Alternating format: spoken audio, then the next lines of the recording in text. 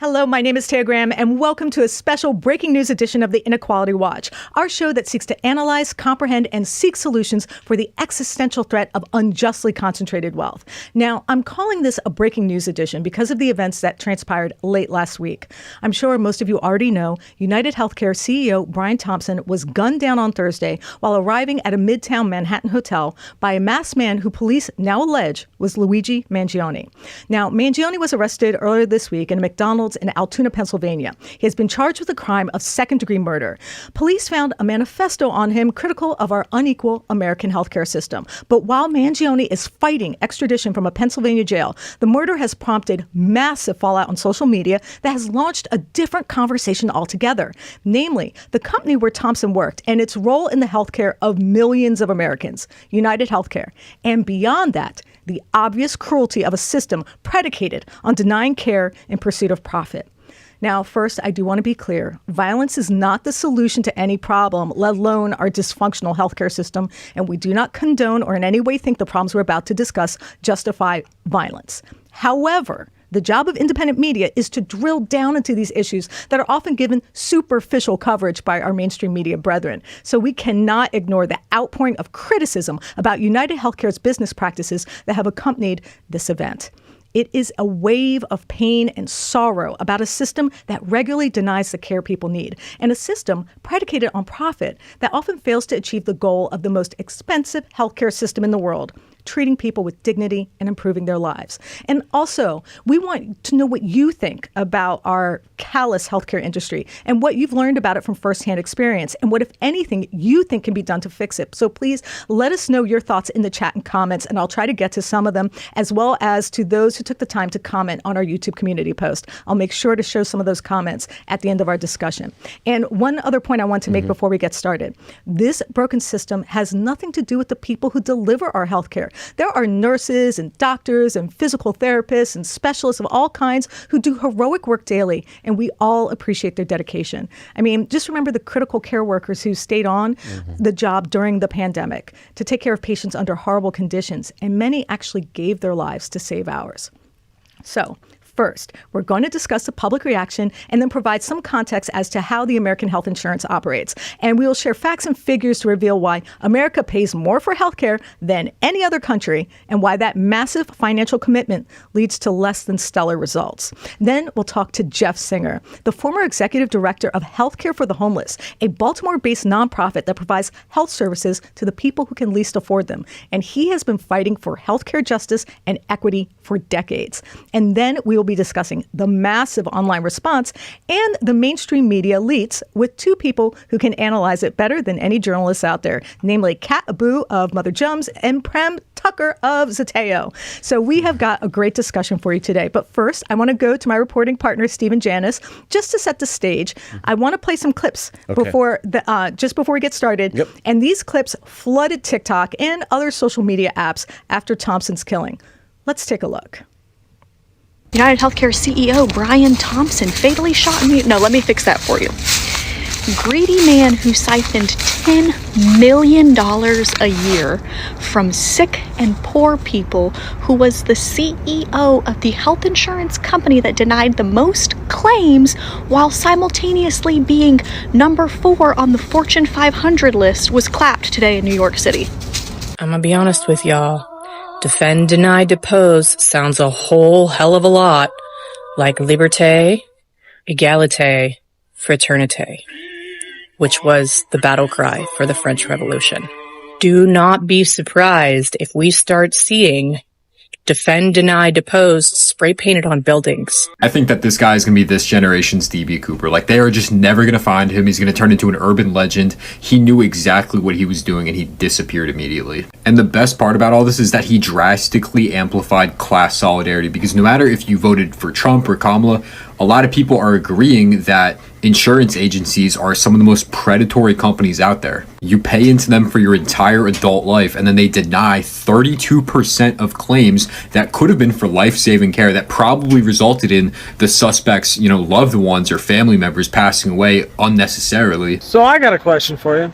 If they catch this person who unalived the CEO of UnitedHealthcare, if they catch this guy, How big do you think the GoFundMe is going to be for his legal defense? I mean, I'm just curious, because I know a lot of people, I bet, who throw $10 at this guy's legal defense. Because I think the American public is just fed up with all these rich pricks, especially in the healthcare industry, where they've been over the middle class and the working class since way before I was even born.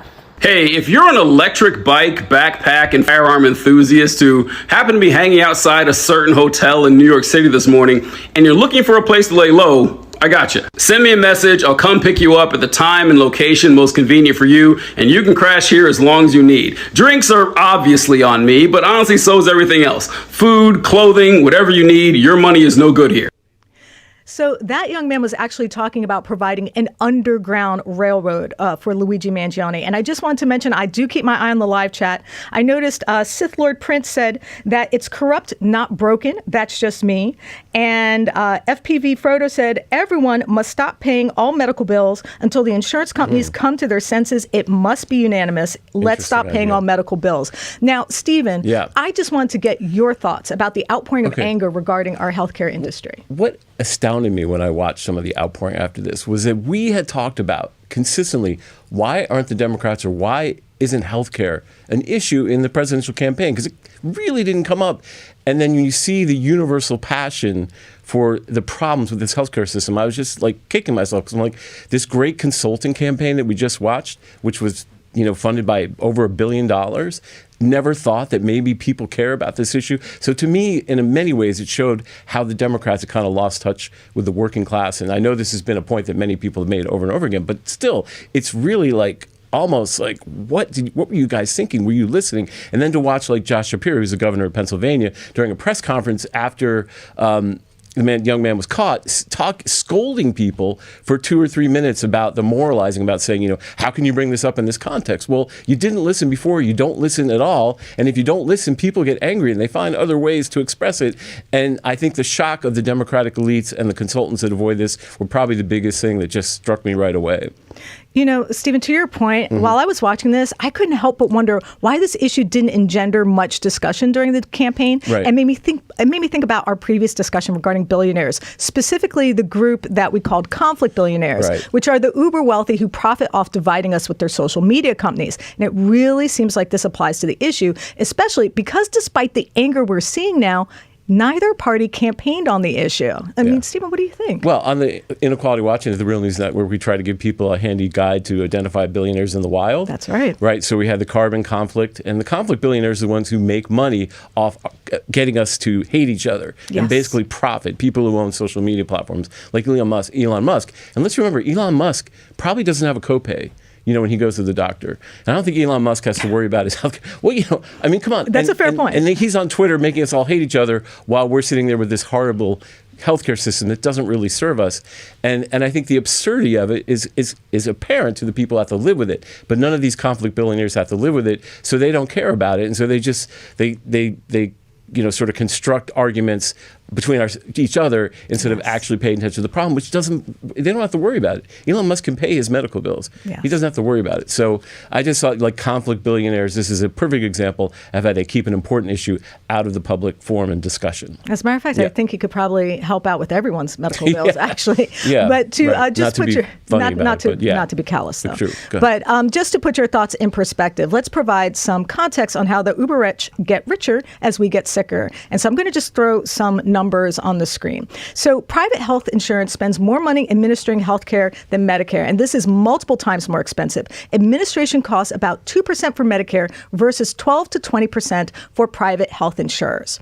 Now, the CBO estimates that we could save roughly $500 billion annually with Medicare for all. The United States will spend a projected $4.7 trillion, or 18% of the national economy, on healthcare in 2023. On a per capita basis, the United States spends nearly double of the average of similarly wealthy countries. Nonetheless, health outcomes are generally no better than those of other countries, and in some cases are worse, including in areas like life expectancy, infant mortality, and diabetes. Yeah. Now, UnitedHealthcare Group is the umbrella company that Mr. Thompson worked for, and it shows just how profitable this system is. The company has earned nearly $30 billion over the past 4 quarters, so there is no doubt that this system is making people rich. Let me make one quick point. Sure. It was really interesting is the ACA, the Obamacare, actually limited the amount of money that an insurance company could spend on administration. But what they did is they bought other healthcare concerns so they could overcome that. That 20% is kind of meaningless now because these bigger companies are buying like pharmacy benefit managers. So it just shows why people are frustrated, because even when legislation is passed to limit their profitability, they find ways around it. I just want to add that. No, that's an excellent point. And I found this graphic to emphasize how profitable this company is and how profitable the industry is. So let me just throw just one more graphic on the screen. One more. Okay.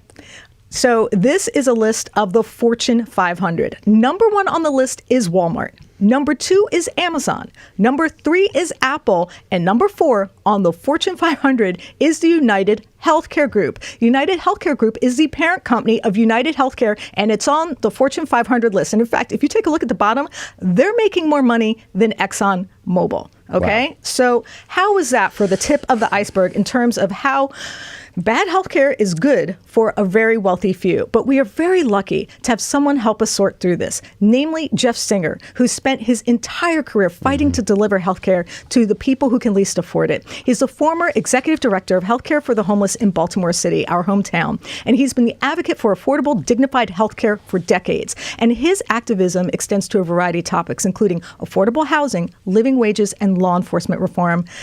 Professor Singer, Jeff, thank you so much for joining us.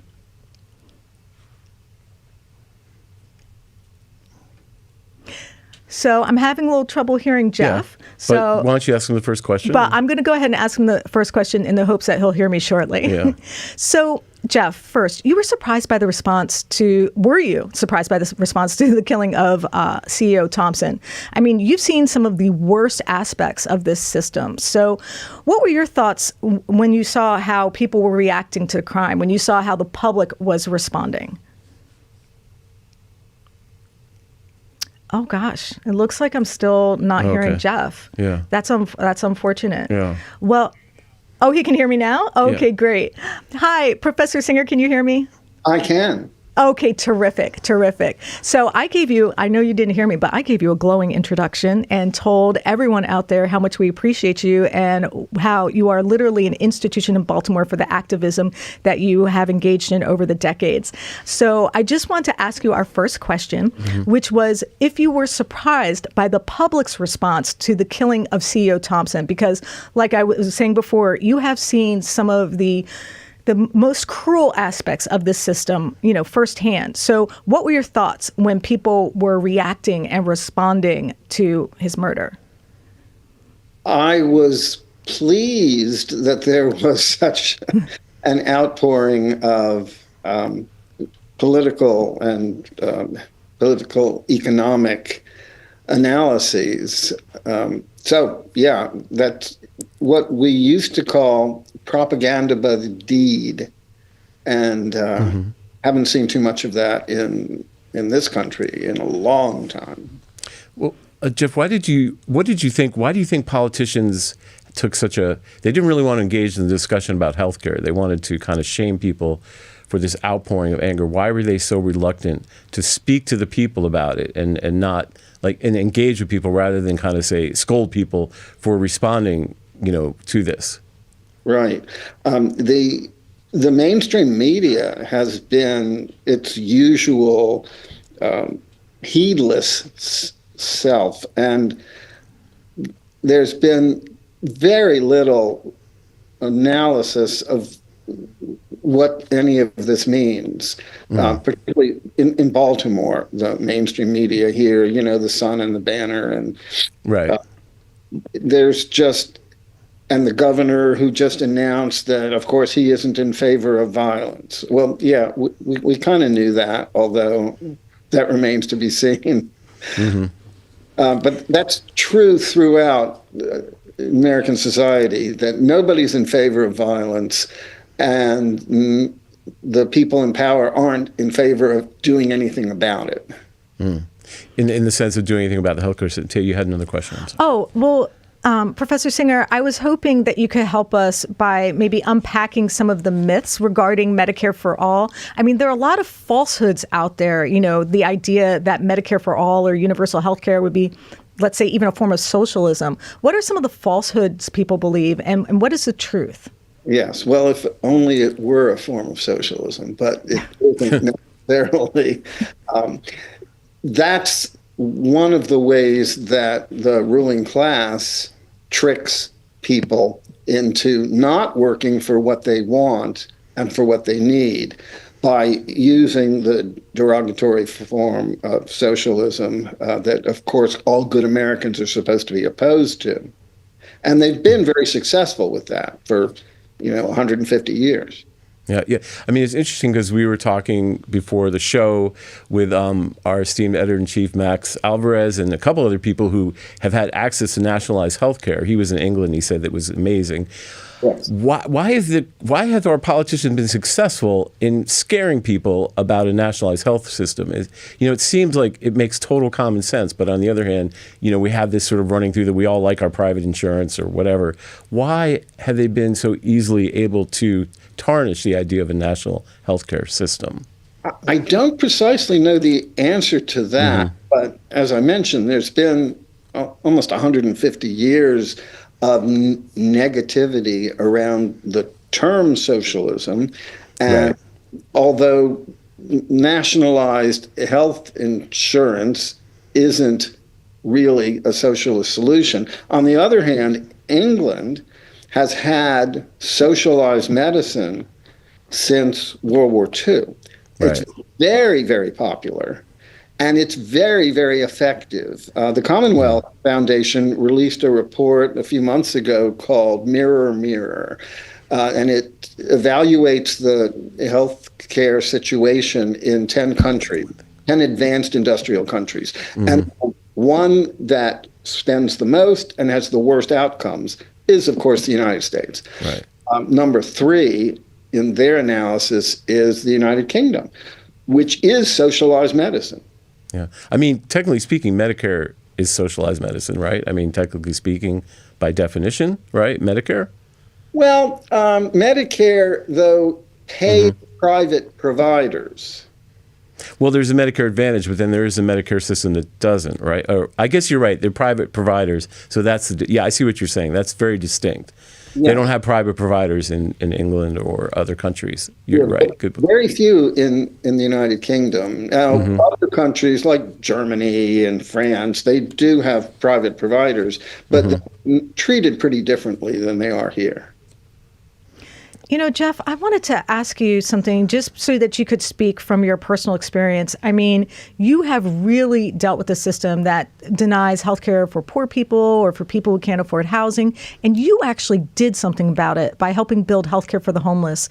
What did you see and experience, trying to get people who are left out of our system and denied by it?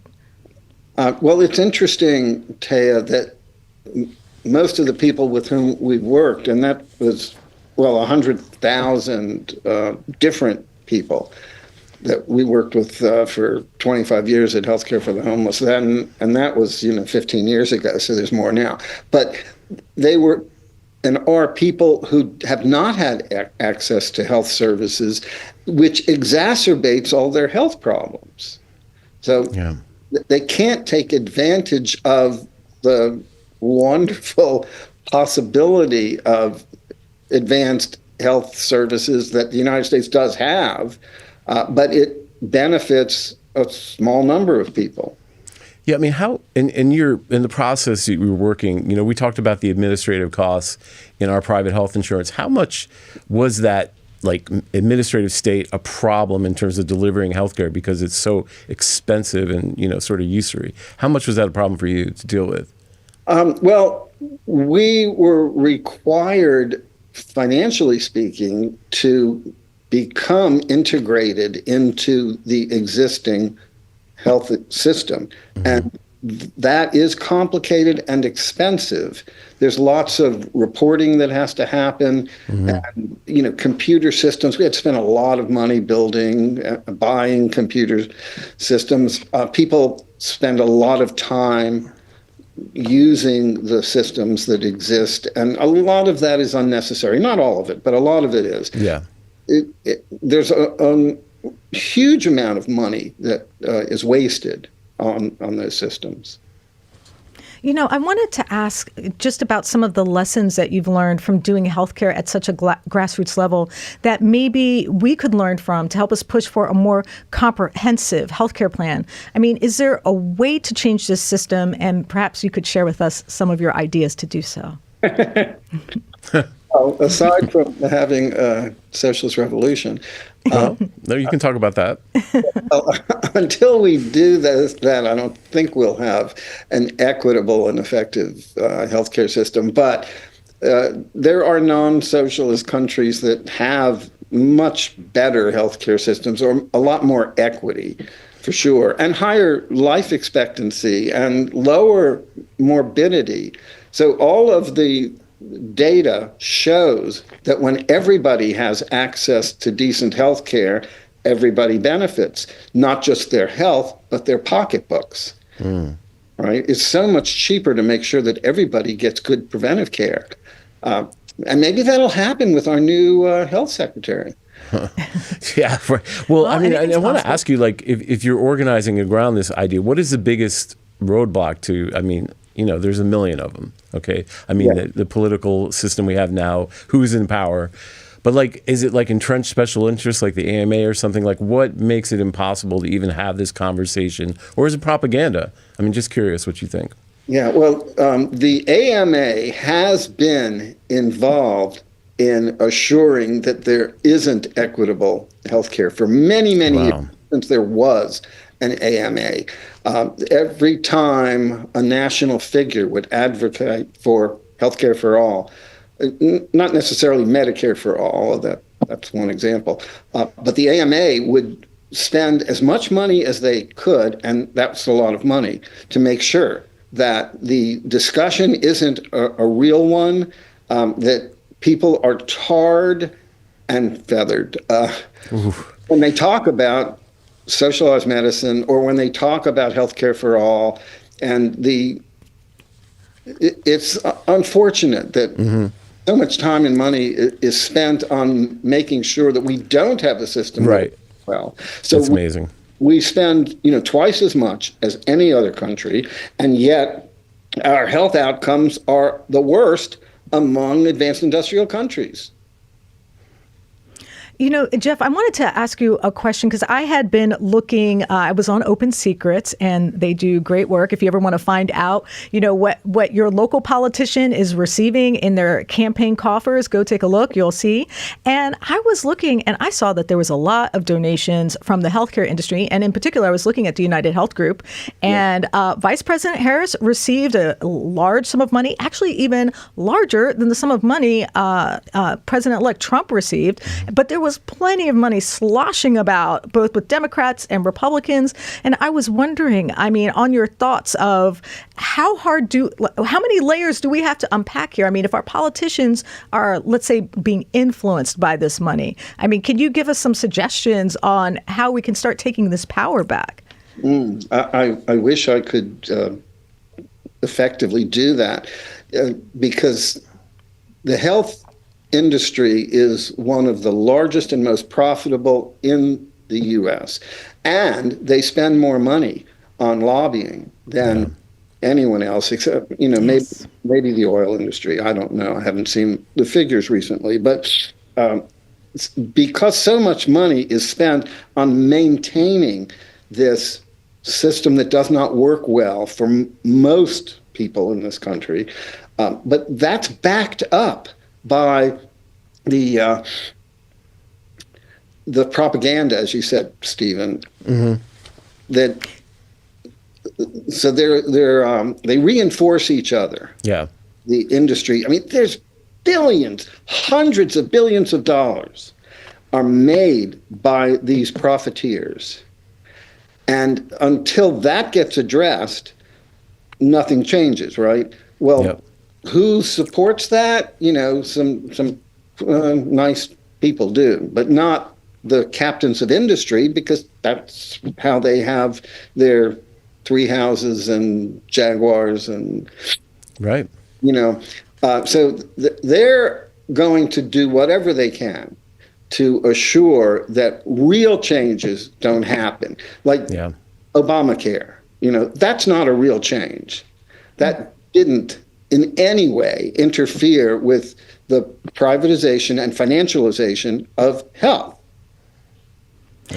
Well, Professor, let me just ask you one last question before we bring on our guests, Kat and Prem. I mean, I'm starting to think here, I'm getting the impression from you that perhaps, Professor, we might just need a revolution. I mean, is it time for us to just start getting in the streets and protesting and ringing our Congress people? I mean, is it time for us, to have folks a revolution on YouTube? Well, to, really take action and pushing our politicians to do what we want, which is reform the system. Yeah, well, my old friend Gil Scott-Heron, famously said that the revolution will not be televised, but it might be on YouTube. Yeah, it could be. Well, this could be a time when some changes will happen, and that's what's exciting about the reaction to this event. Well, Professor Singer, thank you so much for your time. And I want to quote of that. The revolution might not be televised, but it might be on YouTube. I need that T-shirt. Yep. I need that T-shirt right now. Thank you, Professor. Professor Singer, it's always so great to see you. We really appreciate you. Thank you. Yes, delightful to speak with you all. Thank you. And we also really appreciate the service he has done for our community, both as an educator and a healthcare provider. Listening to him, it's like, we had talked about the political economy, which is when, sort of politics and business fuse. And I feel like we're in this huge glacier of political economy that seems immovable at this point. But we're not going to give up hope. But still, it's a pretty solid, sort of fusion between business interests and the government in this case. And that makes it, I think, pretty hard for us to have real change. But we got to keep talking about it. And I just want to throw up a few. I've been keeping an eye on which is why it becomes irrational, But seriously, it's why people react to a murder and with glee, and everyone's like, why would this happen? It's because the system is completely immovable. It doesn't respond to people's needs. And when democracy becomes incapable of responding to people's needs, people respond in other ways, I mean, just listening to it, anyway. No, Stephen, you make a very fair point. And there's some really great comments in the chat that I just want to throw a few of them on the screen before we bring on our guests. Bud Rowland said the CEO shooter appears to be connected to the radical middle. We have Ophelia. I know, they have some great comments here. Ophelia Moonrose said that I think if Luigi goes to trial, they're going to have to stack the jury to get a guilty verdict. If they don't stack it, if they will stack it, don't be fooled. Thank you, Ophelia. And let's see, this person, Anon Mouse. Good to see you again, Anon Mouse. It says, heart attack, stent installed with insurance, $74,000. Heart attack, stent installed without insurance, $198,000. So they had to pay $74,000? Yeah, that's horrifying. And I just want to also to acknowledge Dre Without. It's very weird that we the people have to be nice about someone who knowingly profits from destroying lives. We have to be nice because he has a family. Oh, the family. And a little thanks for No Name Coder, who said that people should hit that thumbs up button. So thank you, cool. No Name Coder. Yeah. We appreciate it. And now, to talk about the online reaction to and some of the, let's just say, hot takes on the state of American healthcare, I'm joined by Kat Abughazaleh and Prem Thakker. Kat Abughazaleh, and welcome. Kat Abughazaleh is a freelance video creator as well as a contributor for Mother Jones and Sateo. Her explainers on right-wing journalism have accrued tens of millions of views. That's cool. And Prem Thakker is Sateo's political correspondent, also writing a weekly column called Subtext with Prem. And please make sure to follow their work. We should have their social media tags on the screen and hopefully in the live chat for you as well. So I just want to thank you both so much for joining us. We really appreciate it. Thank you. Thanks for having us. Here. Thank you. So I'd like to put my first question to Kat. You have seen the outrage from the public when scolded by various politicians and media figures for not having enough empathy for Brian Thompson and his family. How do you view or explain what you've seen online? I mean, I've seen what everyone else has been seeing. Not a lot of empathy. And honestly, I mean, can you blame them? Can you blame this country where our healthcare system is so messed up, where when I was a bartender, my coworkers and I used to take fish antibiotics because we didn't want to pay to go to the doctor if we were sick. And you just gotta hope that it's an infection. If you're living in a country like that, where you're paying $74,000 instead of $148,000 to get a heart stent, it's really hard to feel empathy for the person that is making $10 million minimum per year off of your misery. And honestly, except for like people with, power and influence, and of course, bootlickers, I haven't seen many people rush to defend this guy. I can feel bad for his family. I can acknowledge that vigilante violence is not a good solution. I mean, that's a fun thing about the right, is there's like people on Fox News, for example. People that have power on the right are super upset about this, but they've spent the last 4, 5, 10 years cheering on vigilante violence. Kyle Rittenhouse, attacks against trans and gay people. So many like Tucker used to go, when he was on Fox, monologue for 20 minutes about how we need more vigilante violence.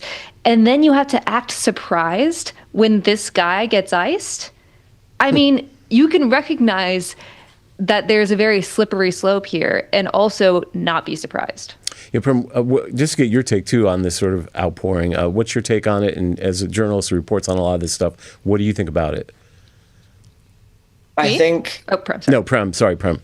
Well, just going off what Kat said, I think let's start by just setting a premise. You know, you and I, we have this with this collective awe at life, this also shared burden of existence. You know, it is kind of this sacred experience they all kind of share. And so taking that away from someone is vulgar in many ways. It's personified vulgar. What more can be said? So let's work backwards from that premise to then figure out, as Kat's gesturing towards, why so many people can either make jokes about a killing, to be indifferent, or to even cheer at the thought of it, at the symbolism of it.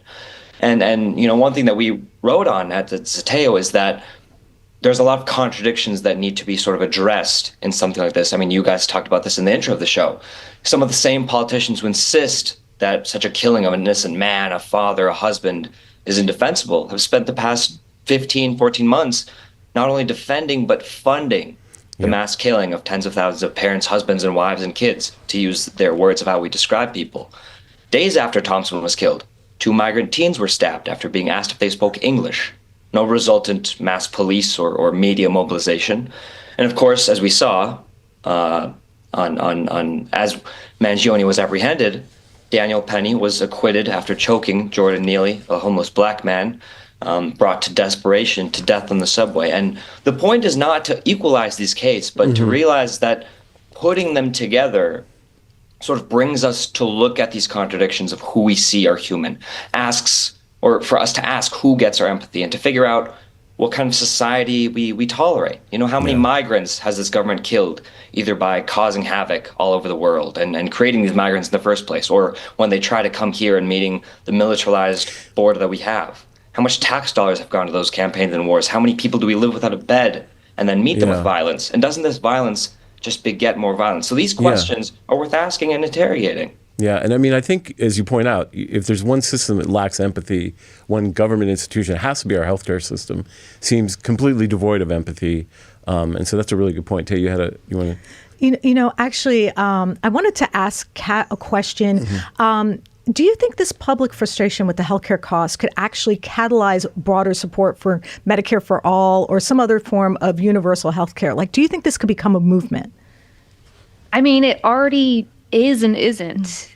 People, by and large, want Medicare for all, especially if you take away, the politicization of it. It's why so many people support the Affordable Care Act, but they hate Obamacare. If you're just saying everyone gets health care, everyone supports that.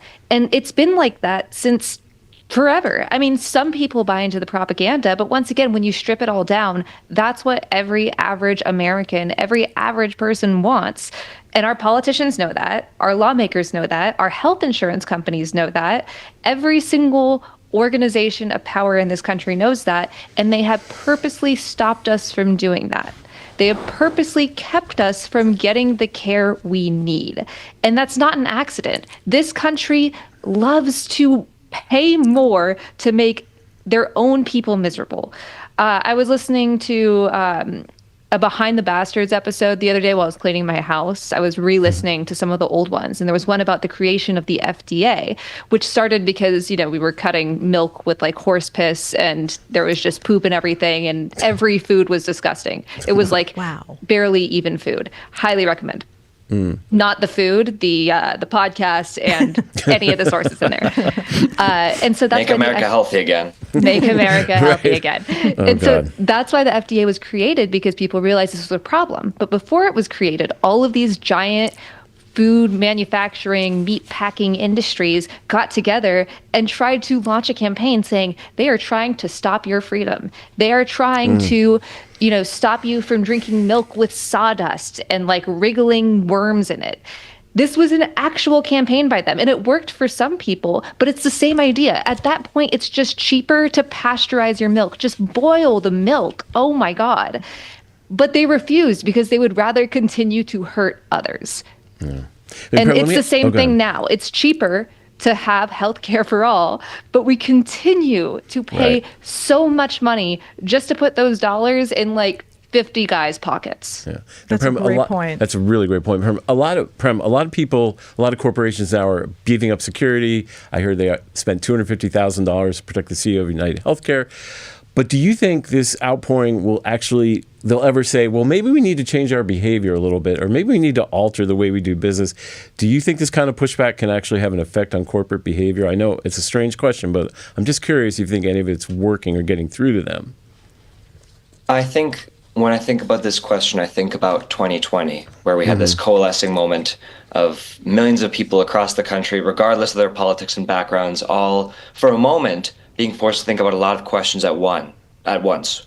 One is with regards to race, their relation to race, their relation to the people around them, their neighbors, no less during a time where this awful, unpredictable, uncertain pandemic is sweeping the nation, bringing people to, in some respects, have much more relatable experiences than they had previously altogether.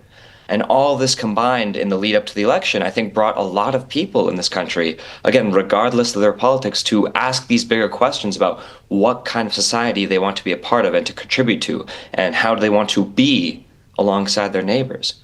But then, of course, in the ensuing months, we saw a lot of that energy, a lot of that frustration, questioning, intellectual humility that is very beautiful, get quelled or subside or just brought into very antithetical to solidarity type of spirits and movements. We saw a lot of radicalization that we're seeing the consequences of now in this election over the ensuing months, because there was no vessel for that. There was no welcoming of that. The people who tried to sort of channel that in something were set aside, were pushed aside. And of course, it's hard to bring a lot of people who are all dealing with all sorts of questions and their own relation to those questions into one sort of coherent movement, but to at least welcome those questions and to give space and time to people to ask them, regardless of who they are, is important. And so moving forward in the next weeks and months, I think we will get a cousin of that in seeing, will this energy and these questionings and these very sincere and earnest grapplings by all sorts of people, will they be welcomed by not just, the people in power who maybe want to push that aside, but also all of us? We all play a role in that. That's a good point. And I mean, I think one difference in this, you talked about maybe the George Floyd movement, which really did change policing. We saw it on the grassroots level here. We saw it in our legislatures when they actually passed reform. And I hope that the fact that people are trying to focus on healthcare with a focus on something specific, it can translate into a movement that focuses on something specific, right? Like here we have to change healthcare. We're not just trying to change everything all at once, but even though that is kind of everything everywhere all at once. However, hopefully that kind of focus can maybe bring some fruition in terms of actual change.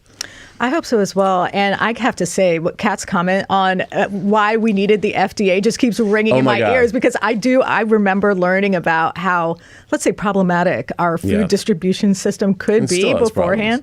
So read the book, The Poison Squad, by the way. Just going to plug that book. Really good. No, that's great. I appreciate it. I really want to follow up. But RFK will fix it. Don't worry. But what I wanted to do is I have a clip that I think kind of speaks to some of the things you were talking about earlier, Kat. And it's a clip, and I think some of the people who are watching right now, they might find it a little puzzling. And it's a video from Ben Shapiro, where he responds to the murder of the CEO of UnitedHealthcare. Now, I'm sure most of you are familiar with Facts Over Feelings, Ben Shapiro. He is a conservative firebrand, best known for his work as host of A Daily Wire, and his YouTube videos receive millions of views, where he's primarily known for destroying those who dare to discuss policy with him. But what's interesting about the video, or at least what I think is interesting about the video I'm about to play, is that Shapiro tries and fails to characterize the reaction to violence as a left versus right story. And namely, that was the left that was insensitive and even bloodthirsty. So let's just take a listen. According to the New York Times, none of this stopped social media commentators from leaping to conclusions and showing a blatant lack of sympathy over the death of a man who is a husband and father of 2 children.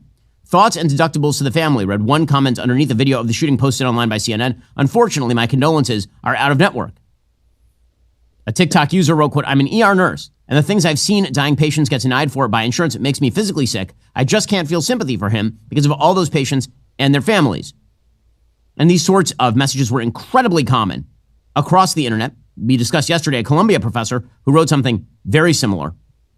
Unfortunately, bubbling under the surface of all this is something very serious, really serious.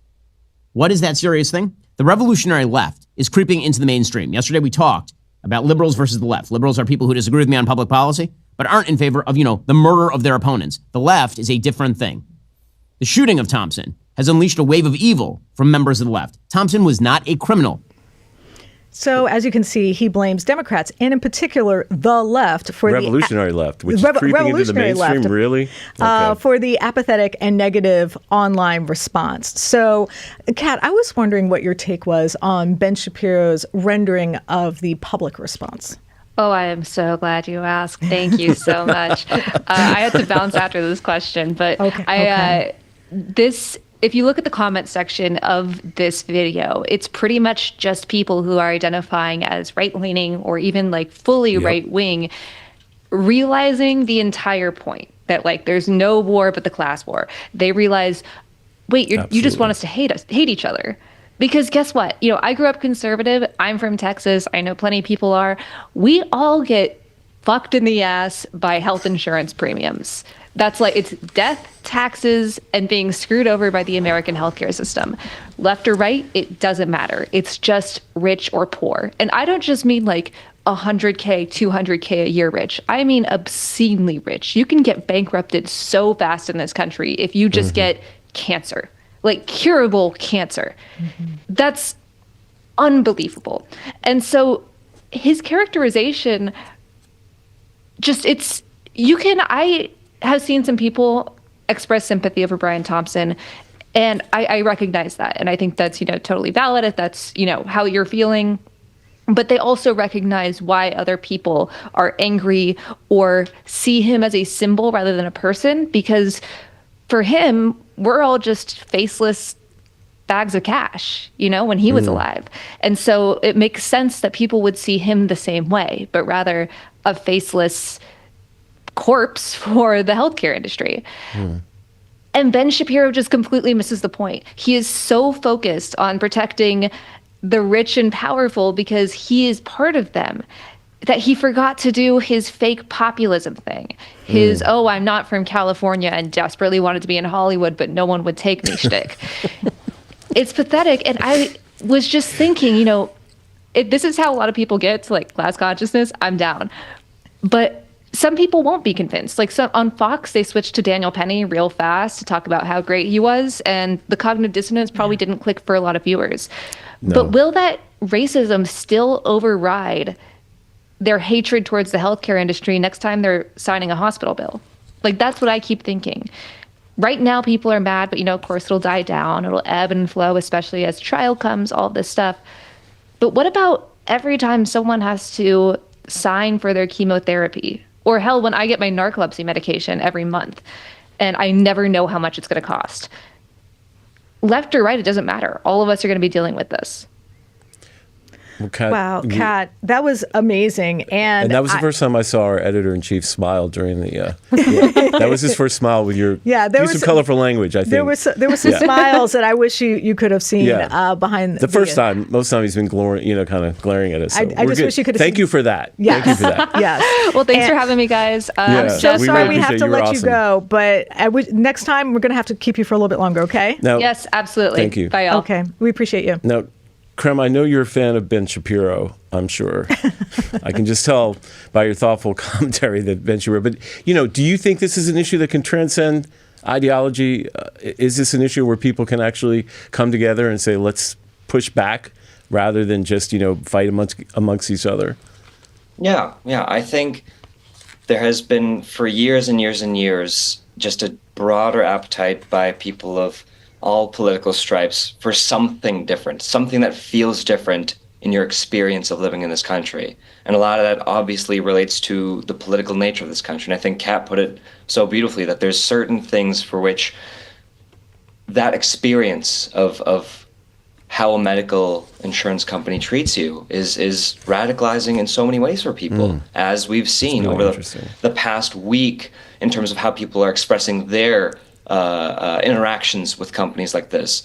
And for many people who have gone through political changes, I know I've gone through many worldview shifts at benefit of just wonderful people around me, teaching me things, showing me things, opening my eyes to things.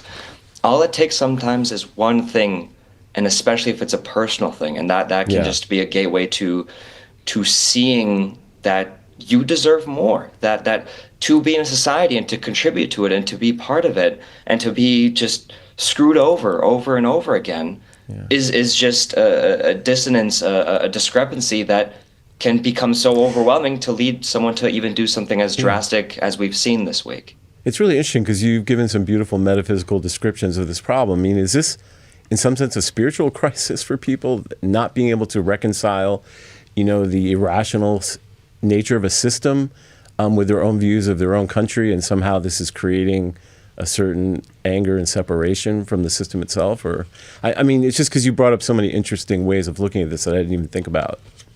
Yeah, I guess I'm just so, and I apologize if any of it seems just too. No. I thought it was really cool. That's why I just wanted to get some. I guess I'm just so in this moment keyed into this sense of contradiction. Putting these cases all together, juxtaposing them together to really think what we're building, what we've inherited also as well. Of course, we are individuals that are inheriting something, but by,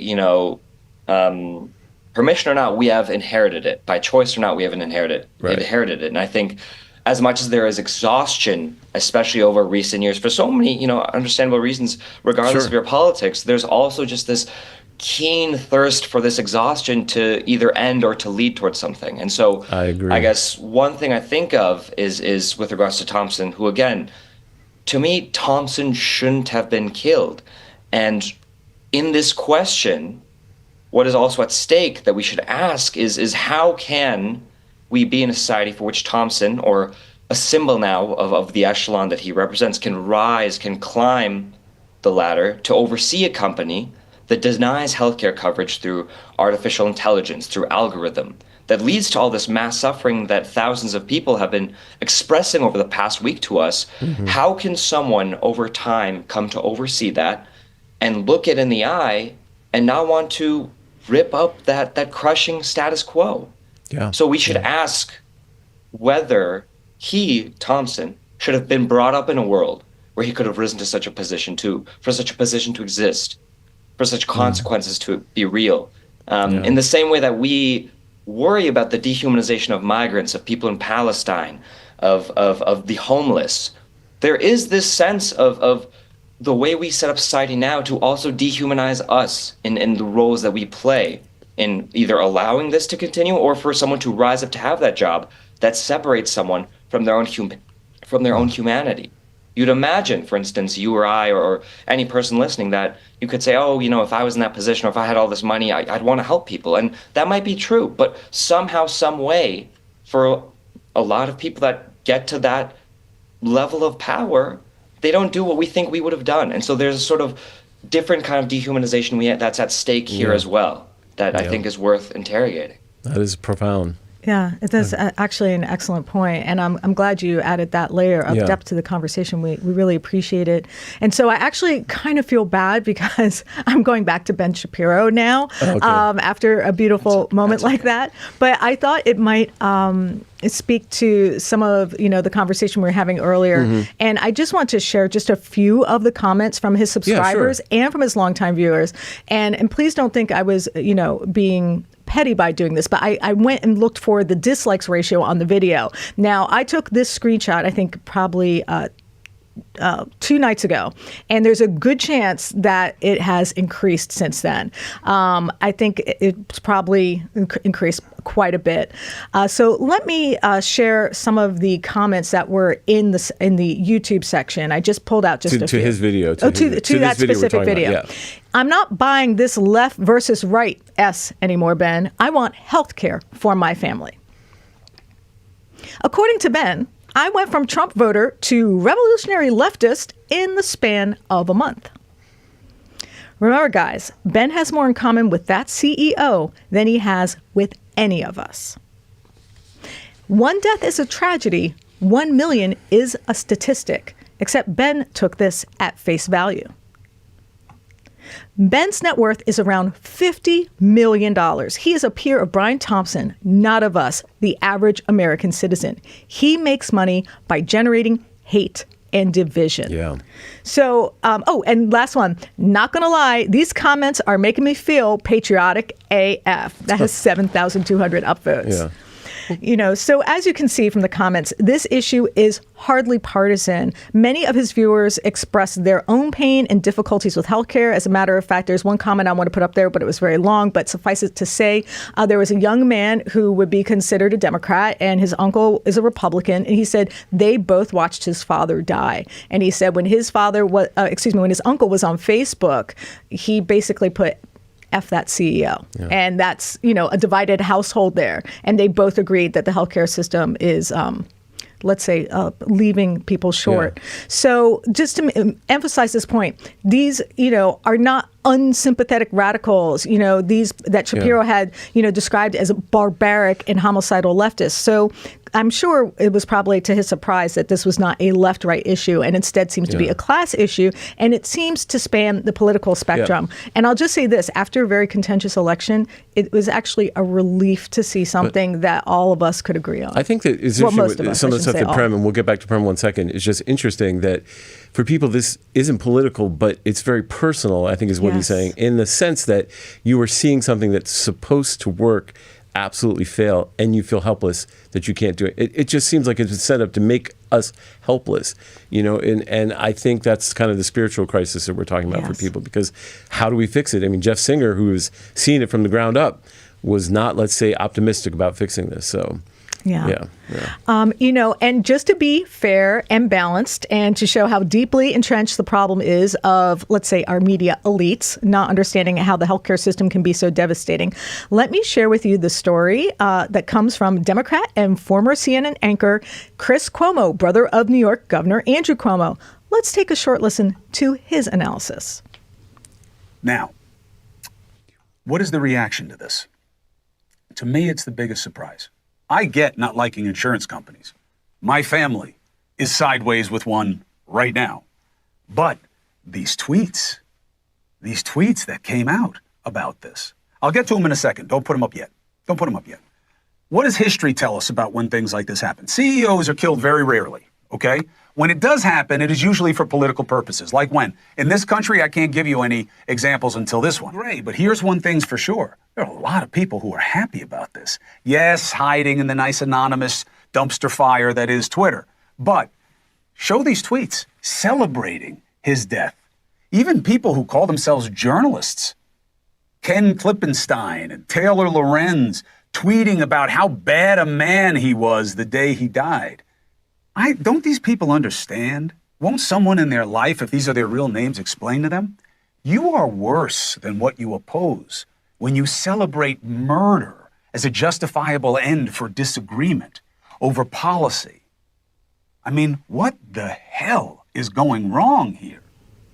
Wow, worse than what they oppose. And amazingly, both Ben Shapiro and Cuomo cited Taylor Lorenz and Ken Klippenstein. So I thought it was really interesting how a right-wing conservative and a Democrat could somehow come to the same conclusion that these reporters' tweets are the problem, not the system or the profiteering. And Prem, I would love for you to respond to seeing this Democrat media elite from a family of Democrat political elites respond to the public. I mean, I think some might see this as multimillionaires perhaps banding together.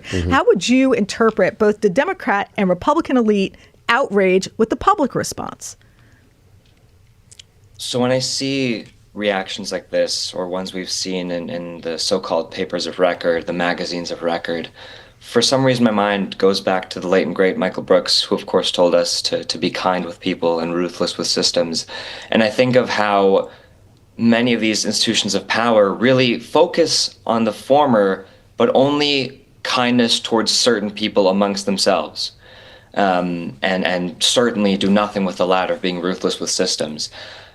It is, of course, again, so important that Thompson should have been killed. It's awful that he was killed. And still, at the same time, the stakes here is not about, or rather, the stakes is about a much larger thing that these people in these establishment circles really do not want to engage with, which is this broader frustration that, sure, people might be projecting onto one individual, but it's not about Brian and him as a human. Of course, we care of his humanity. The issue at stakes is something that these people are apparently not interested in engaging with, of the system that so many people feel so shut down from. I think of another headline that I saw today. I think it was in The Atlantic, that talked about how this moment was a moment of de-civilization. Yep. You know, in a similar respect to what Cuomo was saying of when you look at history and you think about moments like this, we are living through current history of mass de-civilization, of mass dehumanization, no less than over the past 14 months, of tens of thousands of people on U.S. taxpayer dollar dime being killed, being ethnically cleansed, displaced. There was just a headline from the other day that I believe is upwards of 90% of children in Gaza find that their death to be imminent, that scores of them would want to even maybe end their life, that these people and their livelihoods, their lives as they know it, are fundamentally changed, if not over. And so this concern that we see among some circles of the media now with regards to de-civilization, dehumanization, strike me as I mean, insensitive to put it lightly, but really out of touch in a functional sense. And I think, sure, you can be concerned about someone being killed, and I think, you know, we all can get behind that. There's just also, not even just, there's many more people who deserve that same proportional level of concern. If we are going to have a nationwide media frenzy, police frenzy over one individual being killed, and then at the same token, the same tax dollars that pay those police also go to bomb 45,000, generously, probably more, that is a stakes, a contradiction of our humanity. And so I would invite Ben Shapiro or Mr. Cuomo or people of The Atlantic to engage with those questions. I'm very glad that they're so concerned with the humanity and life of one husband, of one father. I would love to see that same energy and those same words towards tens of thousands of people over the past 14 months, notwithstanding the millions of people in this country that in a variety of ways, whether it's because of the way that we're destroying their environments, whether the way that we allow them in the richest country on earth to be one mistake away from poverty, from homelessness, from doing all that with injuries that are just devastating for the rest of their lives, I would love to see if they could spare that same humanity towards those people too. Yeah, I mean, it seems like we're rather than deciviliization, we're going towards mass insanity when you talk about the contradictions that we see in the response to things like Gaza versus the response to the killing of the CEO. And I wondered how much that has to do with, in your mind, the algorithmic insanity that has been constructed by these billionaires, in which we're supposed to have these conversations and where we're supposed to have empathy and connect. I mean, how much are we just subject? I mean, because it's very interesting how the algorithms all point us toward the humanity of a CEO and away from the humanity of people in Gaza. And I wonder how much that corporate billionaire algorithmic world that we inhabit is responsible for this lack of empathy, and then the defensiveness of the people who constructed it, because that's basically what it is. Cuomo is being defensive because he has benefited from the system he has constructed around us under the auspices of journalism, which to me is ridiculous. All he is advocating for the elites, in my opinion. So how much do you think they're just responding to protect themselves in some ways? Yeah, I think there's a lot to that, and it's very frustrating. You speak to these algorithmic forces that kind of push us one way or another.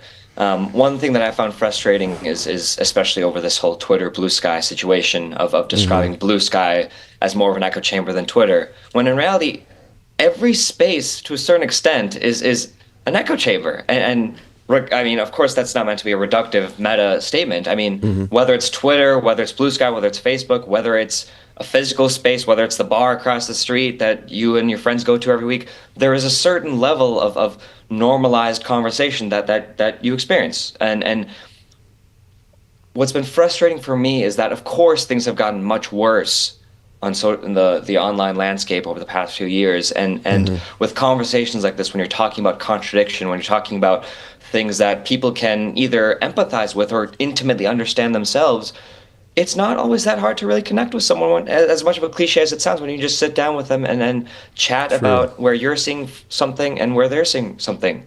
It really isn't that impossible when you come into something with a lot of humility and openness and generosity, but also candidness and also conviction. And of course, places like Twitter, places like Blue Sky, or not necessarily Blue Sky, but places like Twitter, places like Facebook, especially in this moment, incentivize the exact opposite, places like YouTube.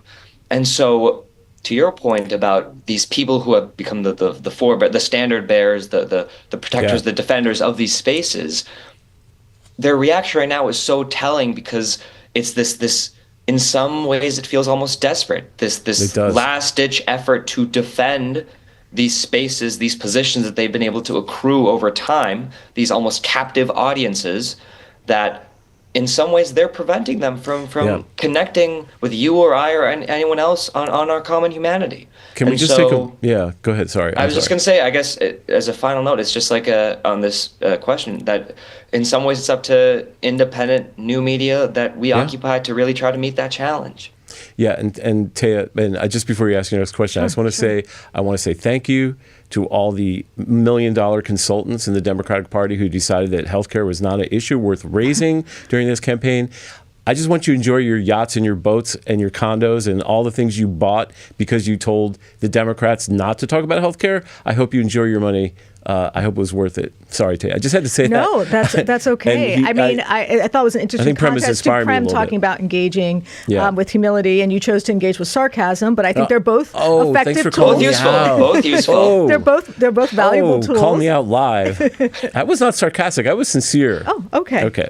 Pardon me. It's actually interesting you brought up, campaign and politics, because this is sort of this economic discontent. It's showing self in other areas. This is just as we were talking about earlier, a very, very personal place where it's showing. I think almost everyone has some sort of interaction with the healthcare system, or a loved one of theirs has had an interaction with the healthcare system that could have gone better. So I think it's very, very personal. But the thing is, in the most recent election, you can't argue Republicans swept the board. And they have in the past voted against any form of universal health care. But as I was mentioning earlier, my research showed that Democrats also receive a great deal of campaign support from these health insurance companies and super PACs. So I was just curious, Prem, if you thought that this discontent, and particularly the energy and emotion around healthcare, do you think there's a chance that it could help shape the political landscape, the next elections that are coming up? Do you think that you're seeing a movement build here? Yes. So as we saw after November, the election, there was a lot of whether it's anguish, shock, no surprise at all, we told you so, all sorts of reactions. But one particular thing is that there's this broader exhaustion amongst a lot of the sort of liberal base, whether it's organizations, get out the vote efforts, pundits, figures, members of Congress. And there's also seemingly this, even before the events of the past week or two, this soil rife for some sort of something, for some sort of planting of something different, for a hunger and anger at how the election played out, particularly amongst the left. And I find that a lot of people on the Hill, members of Congress, people who work within and outside of Congress, are really trying to figure out, again, even before this week, how to really affirmatively present a new case, a stronger case, a different case, a case that rejects maybe some of the features of the campaign we just saw by the Kamala Harris campaign, that really distinguishes itself, a movement more than just a one-year campaign. And one thing I think about with regards to the moment now, in terms of whether there will be really a stronger push to change not just the way Democrats go about things, but also how they treat this issue of healthcare, is this question of persuasion that keeps coming up amongst a lot of the pundits of, how do you meet these Trump voters? How do you change their minds? Clearly, it seems like a lot of people of all political persuasions believe things need to change. There's these sort of veering on condescending questions of, these people keep, voting against their interests. And I think one aspect that parts of the left, I think, are really trying to hone in on is that persuasion is not just about trying to code switch in different dialects and try to appear like everything and nothing all at once. We've seen that, in fact, that fell on its face this past year. Mm-hmm. And I think Kat was getting to as well, is that part of persuasion is seeing people as individuals that are not just definitively a MAGA Republican or a liberal or what have you. These labels, and not sort of no labels fashion, but I mean this quite sincerely, that these labels really prevent us from understanding that people are dynamic, they're not static, they're not chess pieces. They're people in the same way that you and I have changed our opinions or views on something. So have these people, which is to say voters. And so I think there's this burgeoning appetite on the left to view voters as such and to thus treat them accordingly, which is to have an affirmative message, to not water it down based on who you're talking to, but to actually argue the case and to say, look, you might see yourself as this political identity or a Trump voter or what have you, part of the MAGA movement, or a never Trump Republican, and that you don't necessarily want to go so far. But these are ideas we're talking about. We're not talking about political identities. Right. I'm sorry. I was just saying, it was just so frustrating to watch the campaign where they said, well, Kamala Harris has perfectly positioned herself in the middle because she went against her idea to have Medicare for all. And then I watched a response of people like, Josh Shapiro, who is literally lecturing people for having an emotional outburst about a horribly unjust system. And I don't know, do you think the Democrats get it at this point, how off they were and how wrong they were? They see that it is a communication and narrative problem when you can't make the connection between people's anger at healthcare and there's a better system we can sell you if we could just tell the story. I mean, they seem to be horrible storytellers and they seem to be amazingly insulated. I find it very frustrating. Do you think the Democrats are really getting it at this point? I think the question is less about the individual actors and more about a struggle between those actors, which is to say, the question is not whether the Harris campaign staff or the DNC will all of a sudden wake up. It's rather a matter of who's going to take the switches, who's going to take the steering wheel. I think that over the next coming weeks and months, in terms of not just committee assignments, who's going to be the ranking member of what committee, but moreover, who is going to really try to take charge, whether by official levers or by messaging and by just getting, more of the will of the people to get them to trust them. I think that is the bigger power struggle that I think is only starting to brew. I think there's a lot of people who are really trying to figure out, again, both members of Congress and also people who work with and around them, how they can sort of jockey and figure out which message can sort of carry the day, which one will be the Democratic Party. So I think it's reasonable to ask when to your point of seeing how insular some of these people were, if they're all of a sudden going to listen or learn.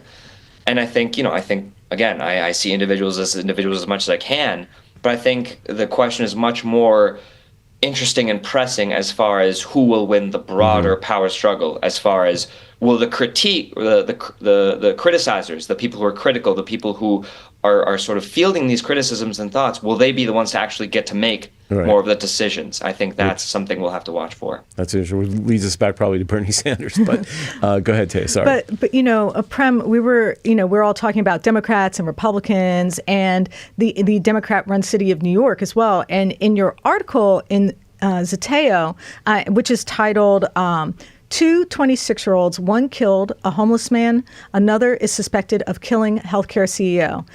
You mentioned that two young non-English speaking migrants were stabbed and one was killed. How would you characterize the responses to the death of a CEO versus the death of a teenager? Although now, currently, police are alleging that this was related to Venezuelan migrant gang activity. What has your reporting revealed about the bias in the media? Right, yeah. I think the question itself is kind of brings about the self-evident contrast, which is that some of your listeners might not have even heard about the latter case. And of course, this is not unsurprising to us. We live in a society for which, not to say we live in a society, but we live in a society for which this is almost to be expected. That, of course, someone who is a CEO of a big company, the face of success, someone who perhaps, has rubbed shoulders with the same people who govern, legislate, or oversee editorial agendas of newsrooms, would then get more attention than two migrants. And I think this also gets to this other sort of question of or even just dynamic of accepted, normalized dehumanization. Of this reminds me again of a sort of unsurprising dynamic of which, and something that's been concerning for me is, especially over the past few weeks, is this almost approaching towards normalization of the suffering in Palestine, even in some respects, Lebanon and so on, the Middle East broadly, amorphously, insofar as how people think about that region.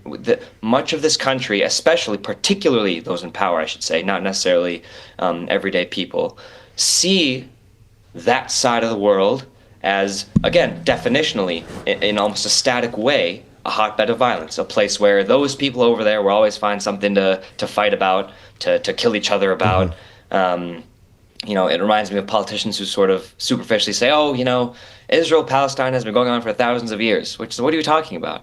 And so in this same respect, not only is this sort of dichotomy of, how much priority is there for a rich person versus migrants, in this country, especially given how both parties tell us we should treat migrants, it doesn't, shake the boat at all that two migrants would be stabbed. If anything, it's like, oh yeah, right, of course. And so it's sinister, it's horrifying. It again, I think, gets to this broader question of accepted dehumanization, accepted decivilization that we've allowed to be normal for far too long in this country. And it's unfortunately, self-evident when you look at the cases just juxtaposed together. Of course, again, there's different contexts for every killing, every murder that exists, but broadly speaking, in terms of just the generic human concern and what is manufactured concern, is obviously drastically different. Yeah, it's interesting that we would elect someone in this particular cycle, speaking about what you're speaking about, who is like inherently cruel. Trump is, if anything, just a cruel man. And it seems like we've sort of submerged ourselves in a sense of cruelty that, sort of transcends almost every ideological boundary, that we just want to be cruel.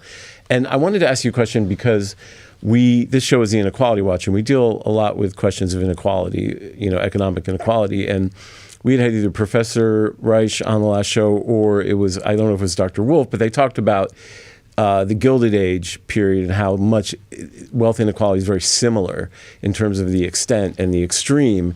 And I was wondering, what your thoughts are about wealth inequality and driving some of these issues and some of the conversations that people might be reacting to a healthcare system, but they're also unnerved by the incredible inequality, especially when they're lectured by millionaires and billionaires who seem to control the conversation. I mean, how much is inequality driving the conversation and the anger that people are feeling about our healthcare system? Definitely. And I would just note that, of course, this is a huge conversation that revolves race, class, gender, and so on. Understood. And I'm certainly not going to flatten race or gender or so on. And of course. I just as a preface to say that regardless, I mean, putting that, factoring that in, there is this broader sort of, and I think this relates to something I was getting at in the beginning, which is that there is this general experience that regardless of who we are, we share in how we live our lives, which is just this uncertainty of what life even means, of the beauty of it and the pain of it. And again, taking into account that, of course, our relations to that obviously vary vastly on our backgrounds, on our race, and so on. But there's this flailing that many people relate to mentally, spiritually, physically, when you live in such a society for which the contradictions of the haves and have-nots are often on such brazen display.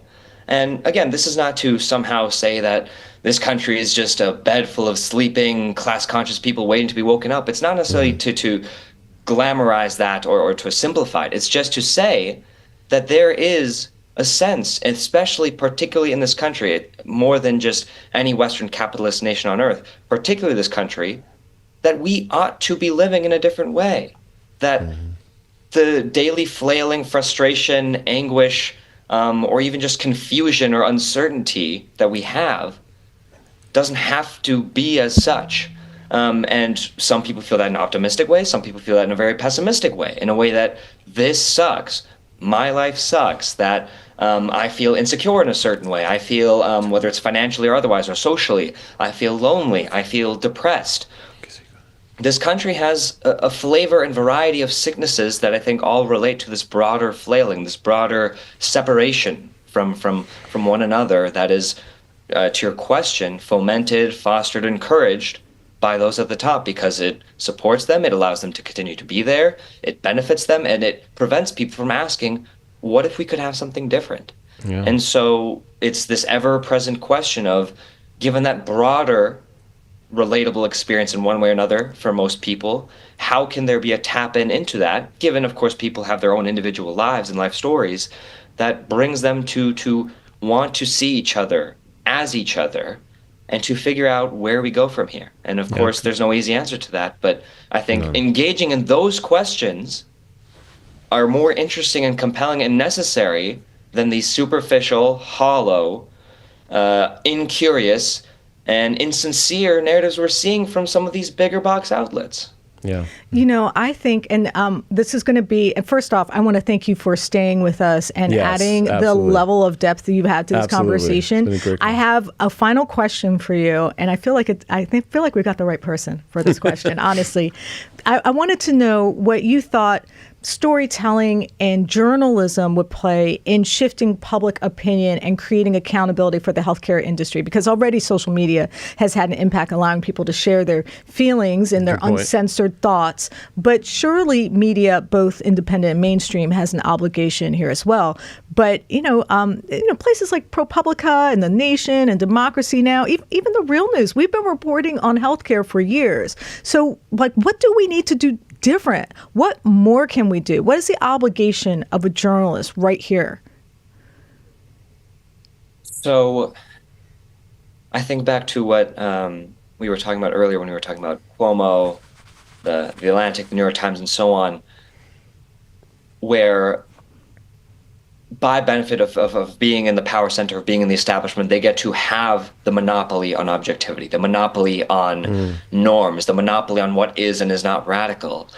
And I think it's important to underscore, and it cannot be said enough, that there's no journalist in the business that has no bias, that has no lens for which they're looking through things to, because that is definitionally inhuman. That is definitionally not how we work. We come to whatever we do with our experiences. And you can say you remove yourself from them, but then you're serving something else. You're serving someone else. In the same way that our media ecosystem can be described as political or radical or this or that or what have you, or not objective. The people who are saying that are often making a judgment case. They're making a value judgment. They're making their own subjective view on what is and is not objective. But I can tell you what, I might not be a lawyer, I might not be a scientist, but I might not even be a weatherman. But I can tell you, if it's raining outside and I look outside, it's raining, I will tell you it's raining. And I think about this with regards to the U.S. government's response to what's happening in Palestine, where human rights groups, where the United Nations, where people themselves who are suffering this tell us this is a genocidal war.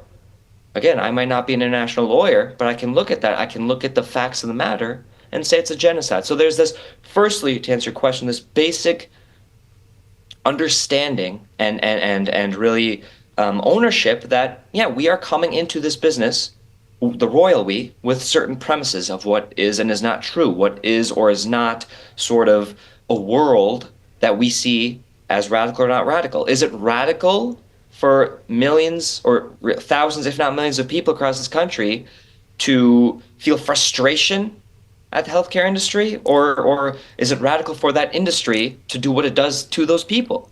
These sort of basic parameters are, I think, ones that our ecosystem should not be sort of shy to claim as premises we're operating from. And to not only say that, to be transparent, because I think one thing that people always appreciate, no matter where they come from, is for you to be straight up with them, is to say, look, in the same way that we're being honest with you about where we are coming from, you should take a look at these other entities to see, A, how transparent they're being with you about where they're coming from, and B, if they're pretending that they're actually being just this sort of amorphous, unreal, objective source.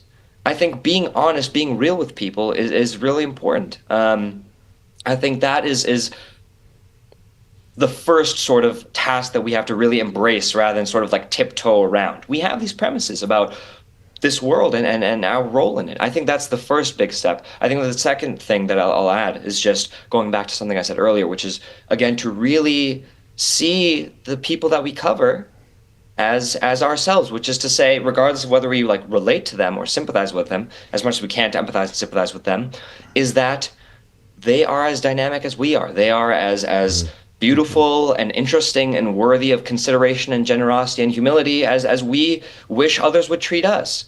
And I think that is especially important both in how we cover stories, how we talk to people, how we interview people, how we navigate our work as journalists, and also just sort of how we navigate online. You know, I am definitely not one to be a scolder or a chider by any means, but just it is also self-evident that sometimes the online world brings out the worst impulses in us and brings out the worst reaction. You know, it's very easy to be very reactionary online, especially if you feel affronted in some way.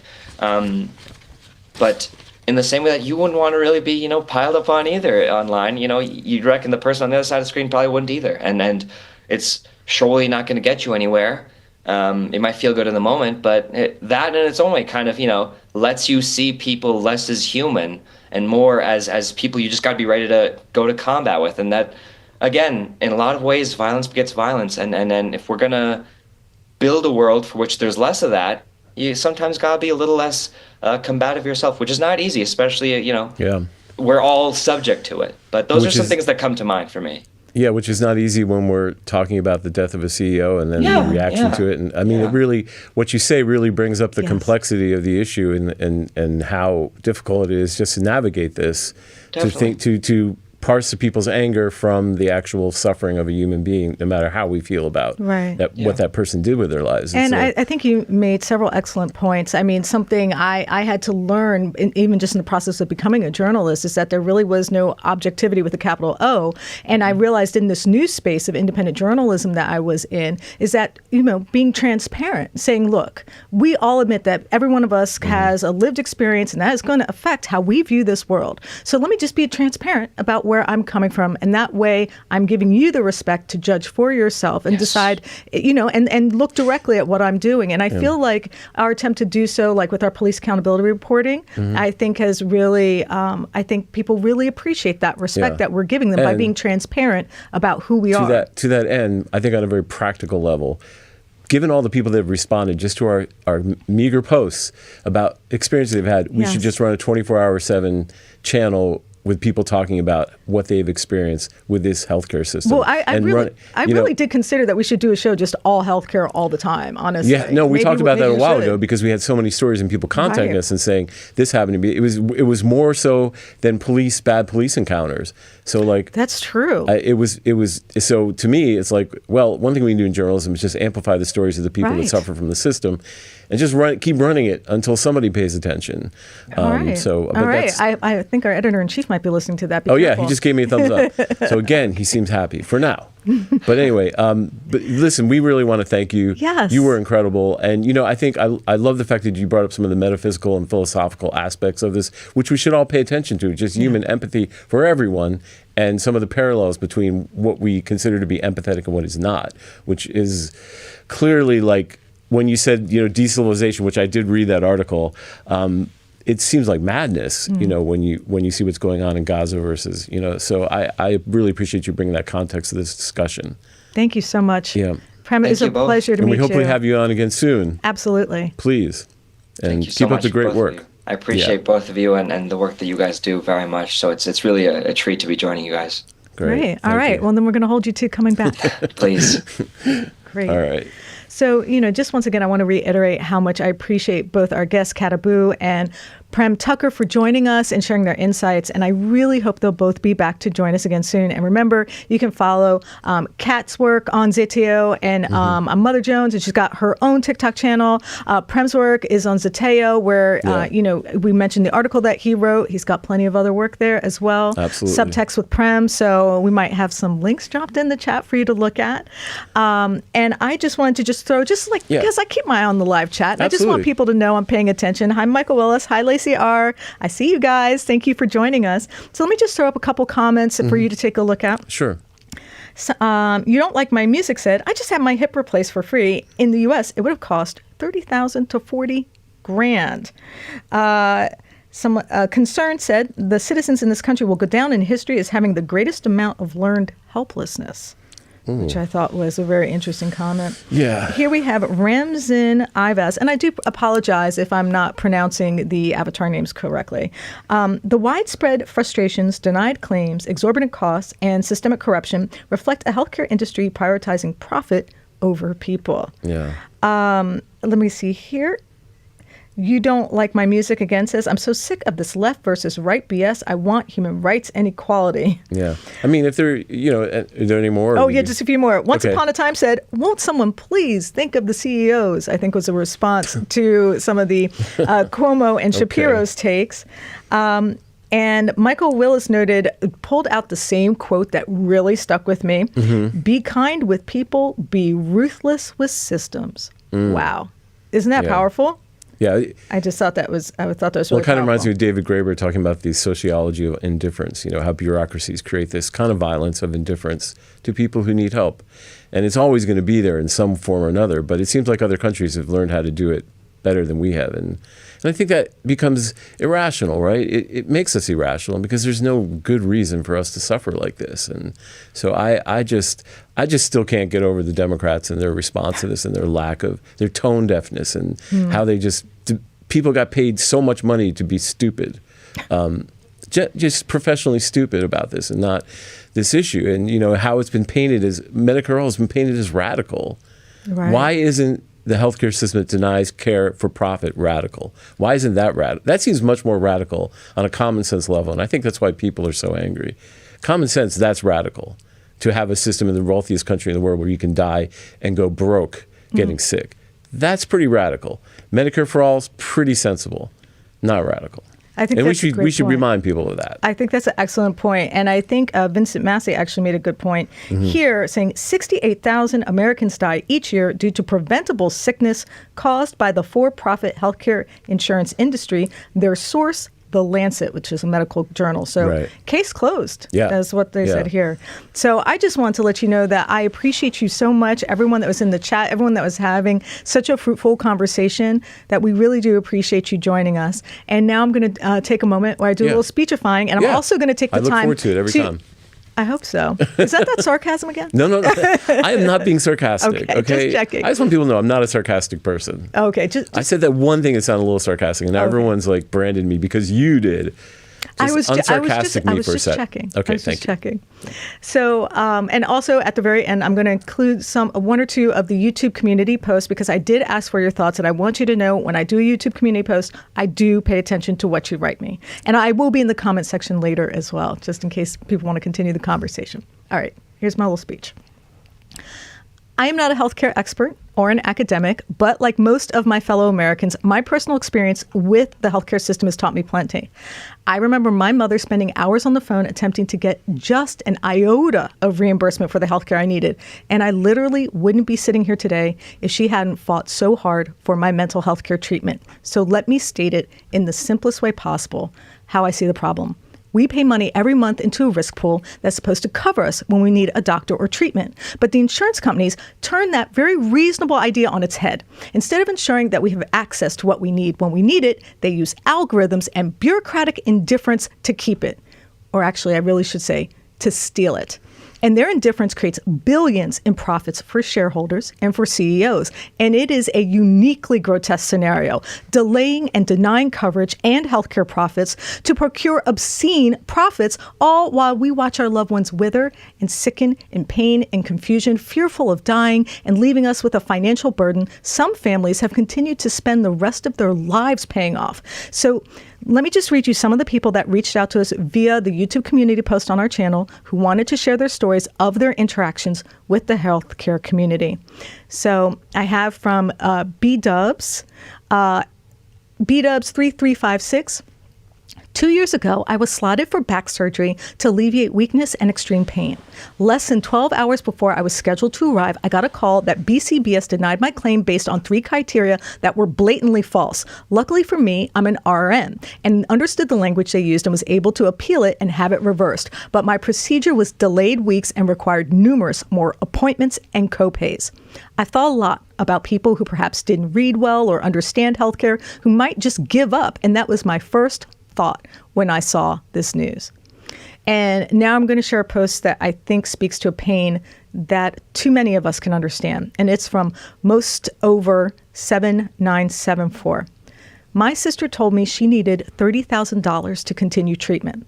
She took her own life the day before she turned 65. And this particular comment just really broke my heart, because I actually know people I love who would rather end their lives than be what they think is a burden to their family. And no one should ever have to feel that way. So now I have a screenshot of another comment from Miss Penelope 6374. And she writes, being a good parent to your children does not cancel out or alleviate the evil decisions and actions made in one other arenas of life, particularly impacting millions of innocent people. The decisions of this person should never be forgotten. Human rights violations of such magnitude, denying basic health care, must be competently and thoroughly prosecuted.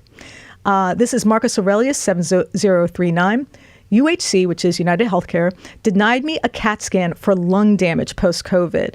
And the last one is from Mr. Sprint Cat. My father, 90 years old, had a hematoma removed from his leg, walked after the surgery, doctor decided to put him in rehab, never walked again. Now they send bills, pay this by the end of the month. The highest bill so far is $3,000. How is an elderly person on a fixed income going to pay for that by the end of the month?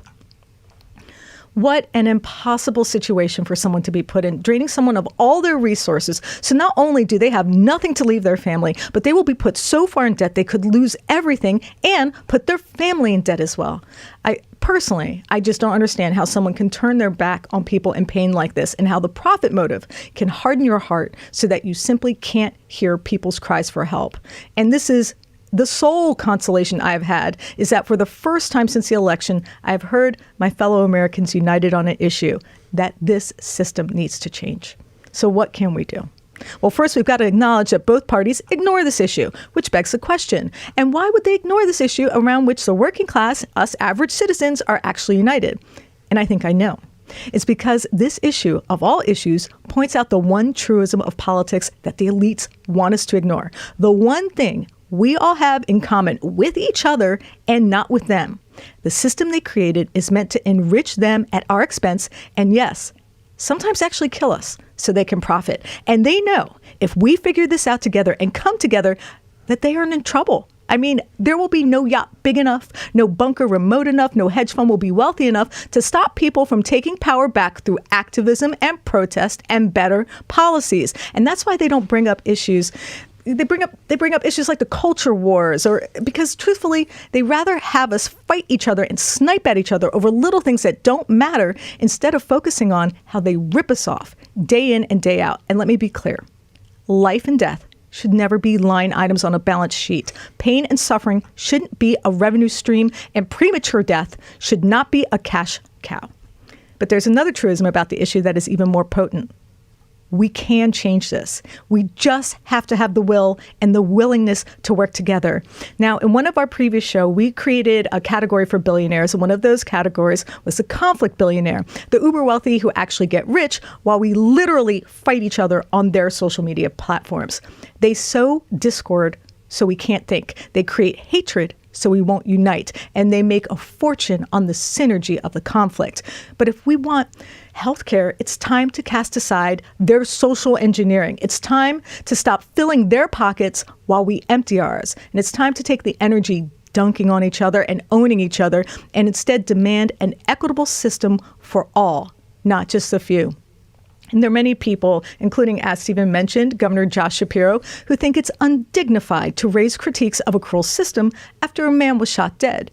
But he has not said a word about the cruel system that will literally deny care to a dying patient. Make that thousands of dying patients who might have lived with the right care. So at least for now, let's acknowledge the truth about this country and our healthcare that these elites want us to ignore. It is simply unacceptable. And we, the people, refuse to accept it anymore. Stephen, is there anything you would like to add to that? I'm not following up your amazing rant too. I think I've said enough at this point. Okay. But I appreciate everyone watching and sharing. Well, thank you. Yeah. I just wanted to make sure to say hi to Lacey R., our mods for help. And I want to thank everyone. I think I even saw David Bourne out there, one of our Cop Watcher friends from our police accountability reporting. So I just wanted to say I see you all out there and I appreciate you so much. And hopefully I'll see you in the comments later. And I also, all the people who reached out with sharing these stories, they can be difficult to share because they're so personal. And we want to thank you so much for doing so. Absolutely. And of course, again, I have to thank Kat Abughazaleh and Prem Thakker and Professor Jeff Singer. Absolutely. And of course, the help of my Real News colleagues, Kayla, Jocelyn, Adam, Cameron, David, and of course, our editor-in-chief, Max Alvarez. Who I would say, I've been monitoring the whole time. You have? Yes. You've been keeping a close eye on him? Yeah, it's kind of tough because I look forward to your I look at his report. facial expressions and I'm like, we need to veer a little this way. So okay, I look forward to your full report later. Yes, I will give it to you. And thank you all for watching. And if I don't get a chance to see you before then, have a happy holiday or a Merry Christmas and a Happy New Year. And be safe out there. Thanks for joining us.